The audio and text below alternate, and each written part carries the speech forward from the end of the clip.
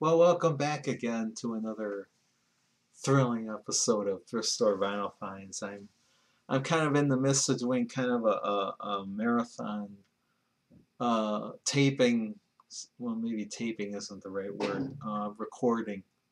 Recording of videos here. I actually had a uh, big haul of stuff, but there's actually going to be the next two, not this video, but the two after this video. But I wanted to make a video of this, of some finds that I haven't shown that have been sitting around for a while here.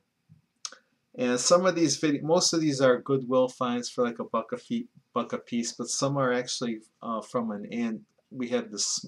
I have this small antique mall in my town that I occasionally go to, and for $2 or $4 or $6 a piece, sometimes I can find some pretty cool finds there from different vendors. But there's actually a main vendor who has this rents this little section called Vinyl Mania, and he has kind of a pretty cool selection of stuff. And he even has little sections where he puts his most recent acquisitions there for like people like me who like to comb through it, regularly. So without further ado, let's get into these finds. Now, another member of VC who I subscribe to, and he has some pretty cool finds too. Super West, he came across this record also, and I haven't played this yet, but from his recommendations, I'm sure I'm probably going to enjoy this record also.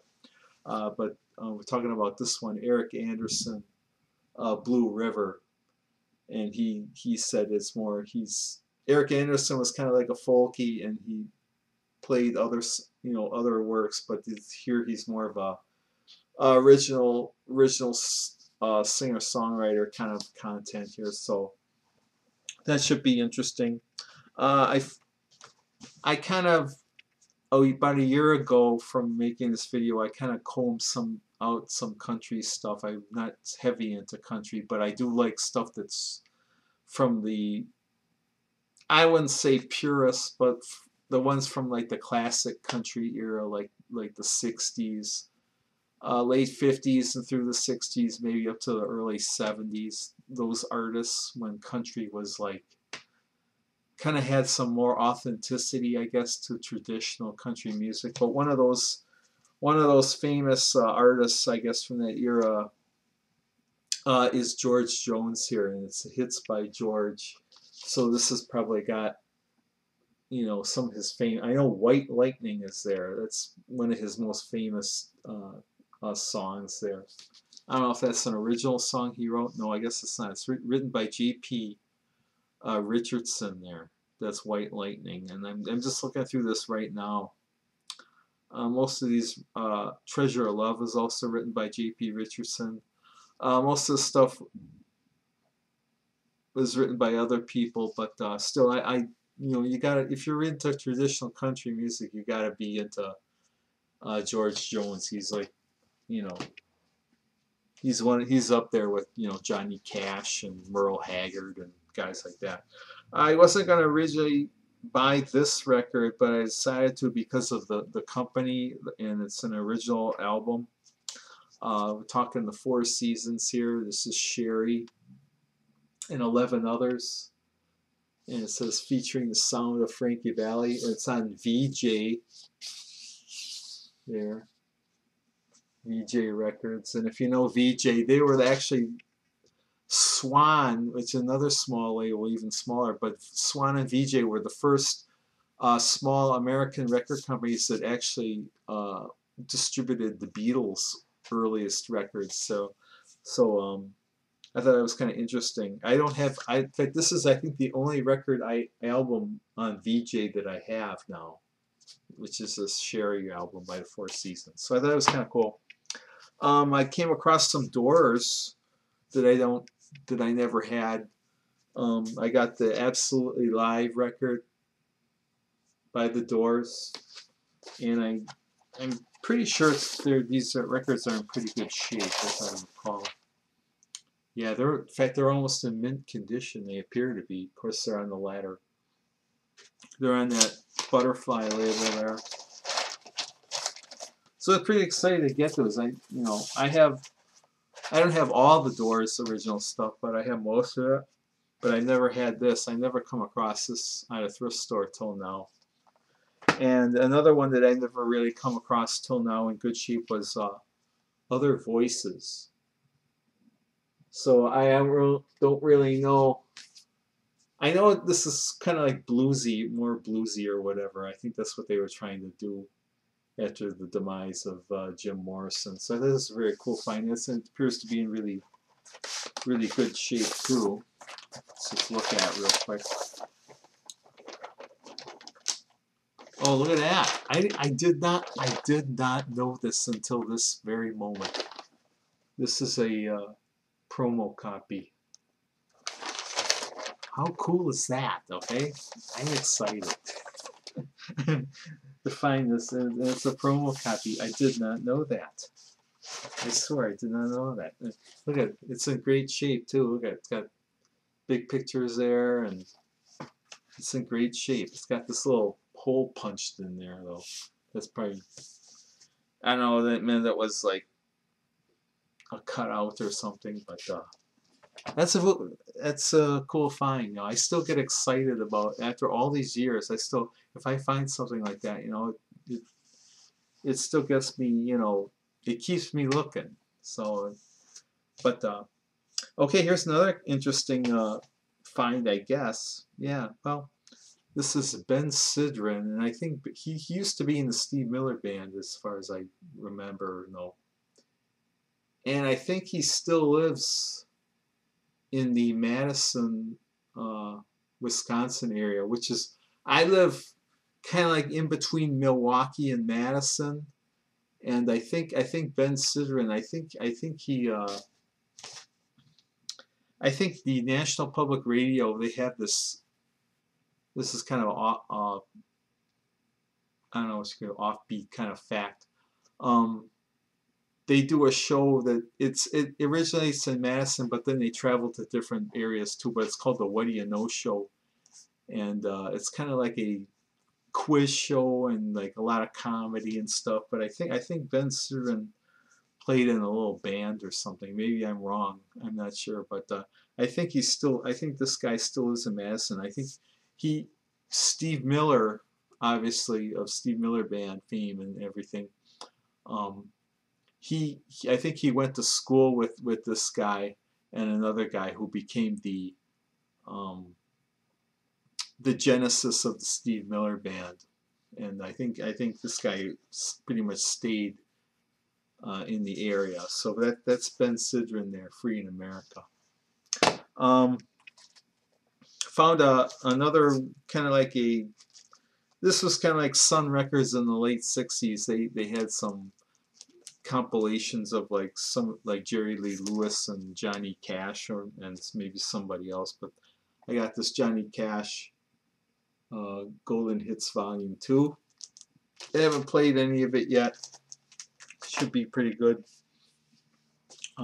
Here's another Johnny Cash on Sun. Stories, songs of trains and rivers, and it's in pretty good shape, I guess, too. I don't really know much about jazz or blues or this guy, but this is Art Tatum, the genius, I guess. So that might be interesting. This is a very cool find. I found this. This is one that I found at the this antique mall, and in fact, I think I only paid $4 or $5 for it, but it's a collectible record. It's in good shape. It's Yardbirds, having a rave up with the Yardbirds, and I actually did a little kind of restoration, I guess you'd say, of the cover.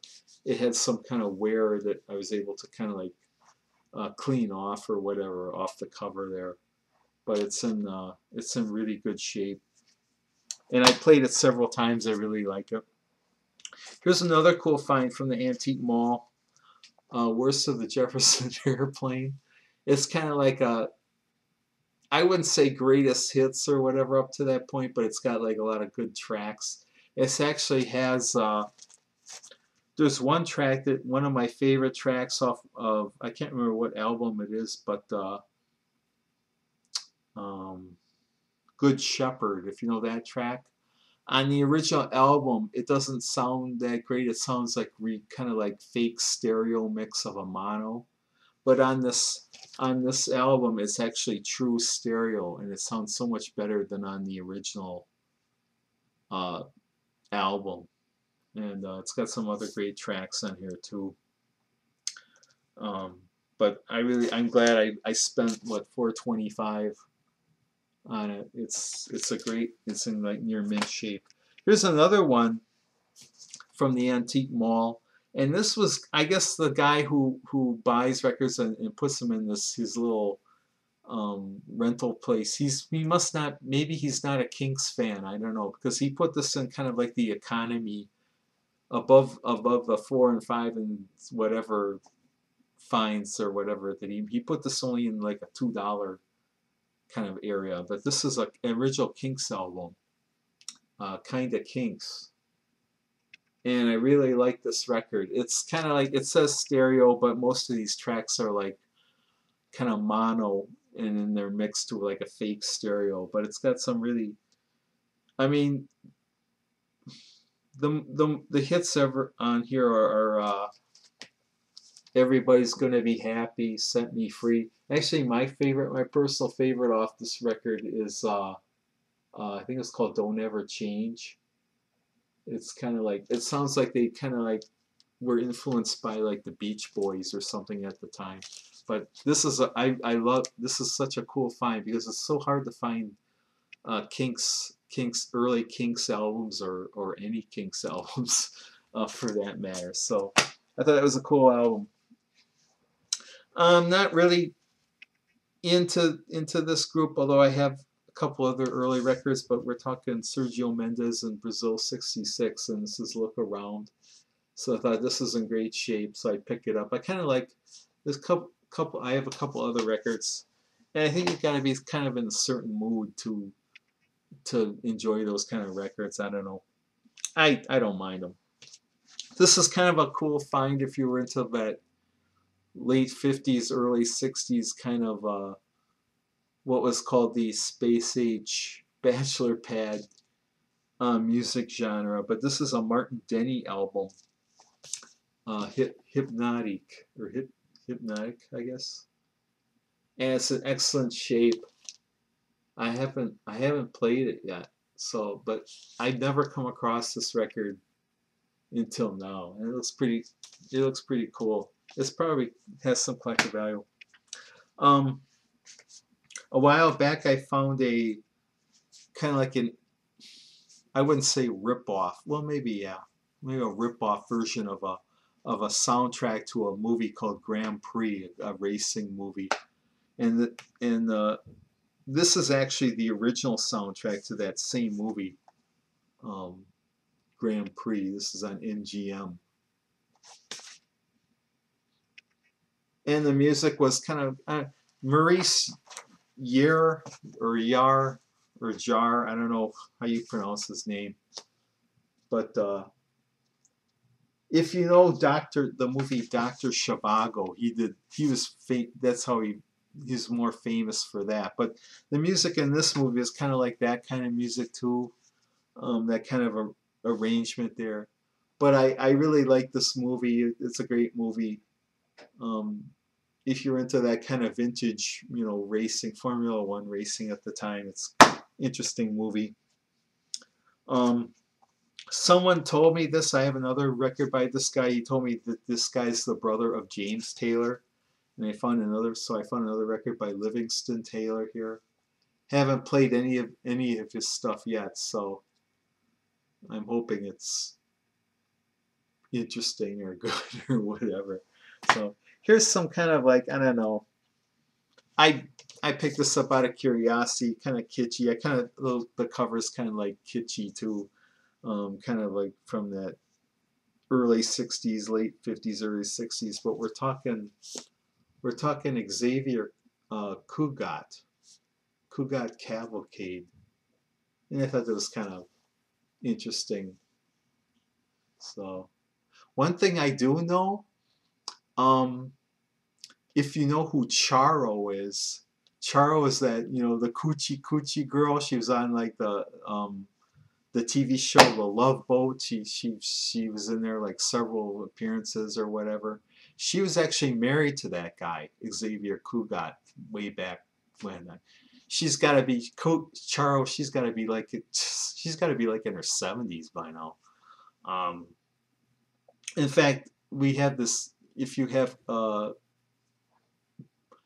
digital, everybody's got digital TV now, and they have those sub channels with like Me TV, and it'll show like they're showing like old reruns of that show, The Love Boat, you know, the one from like the late 70s. But Charo now, I've seen her now, and yeah, figure-wise, she's still got a figure, okay, but you can tell, you know, the years are caught up to her face. I mean, I don't think she's had any kind of plastic surgery, but you can tell she's, you know, she's up there. She's getting up there years-wise. But like I said, back in the day, she was married to that guy, Xavier Cugat. That's probably how she got her break into showbiz there. So that's Cugat Cavalcade there.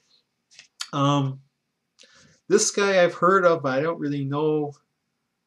I heard something from him recently on something called Lost Discs Radio. If you Google Lost Discs Radio, you'll get like a website of a show, of a podcast, and they have an archive too. If you don't know about it, check it out. It's really great. It's like a show where they play a lot of like old 45s and stuff like that, and they joke. There's like a couple guys and a girl and some other guys. They talk about different obscure stuff or whatever. But recently they played something by this guy, Dan Hicks and the Hot Licks, and I have no idea what is on here either. But I thought I'd check it out for a buck. There's something else. I mean, I can't remember what her big hit was, but she had one back maybe in the late 70s, and we're talking Jennifer Warnes here. And I thought, well, I'll check this out too, you know, for a buck. And we got two more here. Another guy, here's another record that I'd never come across till now. I have some other stuff by this guy too. This guy was he was kind of like a folky guy, I guess, and then he later actually turned to actually making instruments on stuff. And I think that's what his main business is now. But we're talking David Bromberg, Wanted Dead or Alive. I know there's a takeoff of King Kong, the original King Kong movie there. So that's David Bromberg. Last on this video, I thought this was kind of cool. I mean, Pete Seeger passed away not too long ago, a couple years ago. But this I thought was a very cool find here. We Shall Overcome, Carnegie Hall concert, June 8th, 1963. I thought this would be, if you collect any kind of folky stuff, this would be a great find. So I'm looking forward to maybe playing this too. So I hope you enjoyed those finds, and boy, this is coming up on 19 minutes here. I didn't expect it to last this long. So, like I said, I think you'll like, if some of this stuff wasn't too spectacular, but I got a couple more videos coming up that I've already shot that might be a little more interesting. But like I said, well, whatever you listen to, I hope you enjoy it. I hope you have the time, or whatever, you'll take the time out to play music that you really enjoy. And with that, I'll let you go, and hope you see you again here real soon. Bye for now.